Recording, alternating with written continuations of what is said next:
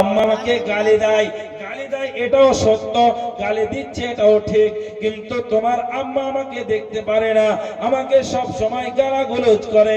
এই কথা যখন বলে দিল, তুমি তোমার মায়ের ঘর গিয়ে বলছো, তোমার মাকে তুমি ধমক দিয়ে কথা বলছো, এই তুমি সেই করলে সেই করলে, কিন্তু আল্লাহ বলেছে তোমার মা যেই ঘরে থাকবে রে, সেই ঘরে তুমি জোরে কদম ফেলবে না, জোরে হাঁটবে না। অতএব তুমি কি করলে, তোমার মাকে তুমি ধমক দিলে।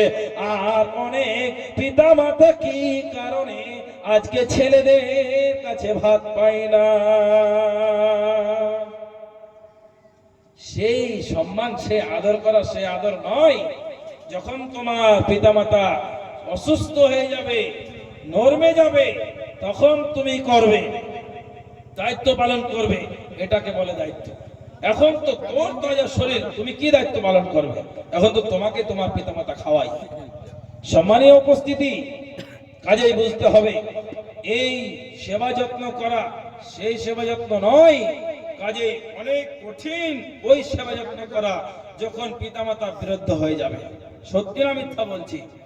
কাজেই একটা সমাজ দেখতে পাবেন যে আপনার পিতামাতা, আপনার মায়ের চেয়ে পৃথিবীতে শত্রু আর কেউ নেই। বুঝাতে পেরেছি? আপনার মায়ের থেকে শত্রু পৃথিবীতে আর কেউ নেই। কারণ তুমি যখনই বাড়ি যাও, তোমার স্ত্রী শুধু খোটা দেয়, এই তোমার মা এই বলেছে, তোমারও বলে, এটাও সত্যি। এখন কি করবে? কাজেই এই চা খাওয়ার মাঝে মাঝে প্রশ্ন হয়ে যাক, বলেন দেখি, বউ আগে না মা আগে? বলেন, জোরে বলবেন, জোরে।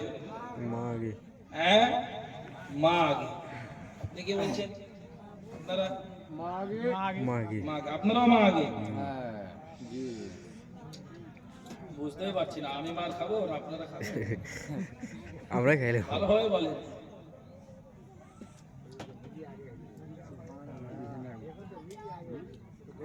ভেবেচিন্তে বলবে, না ভয়ের কোনো কারণ নেই। ওয়াজ শুনে শুনে মিডিলে কিছু বলতে লাগে। বলেন, বউ আগে না মা আগে? মা আগে।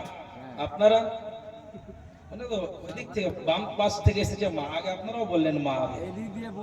আমি বলি বউ আগে। বুঝা গেছে? বউ আগে, মা আগে। এবার দেখেন, আদম এবং হাওয়া আল্লাহ রাব্বুল আলামিন সৃষ্টি করলেন, ওই সৃষ্টি জগৎ থেকে, ওটা আমি বলছি না। মানে বউ আগে না মা আগে, এই কারণে বললাম যে আমি এই ফাঁকে ফাঁকে একটি কথা বলেছিলাম পূর্বে, যে আজকাল মায়েরা বউয়ের হাতে ভাত পায় না কেন, বললাম না? ভুলে গেছে? আমার ওয়াজে মাঝে মাঝে আপনাকে প্রশ্নের উত্তর দিতে হবে। কাজে আমি বেশি কিছু জানি না, টোটা ফোটা বিদ্যা নিয়ে আমি ওয়াজ মাহফিল করি, তো আপনাকে আমি প্রশ্ন করলাম। দেখেন যে আজকাল মা বাবা ভাত পায় না, বলতে গেলে একটি কারণ বলি, বাস্তব যেটা, যখন যে ছেলেকে গর্ভধারণ করেছে তখন ছেলেটা কার? মায়ের।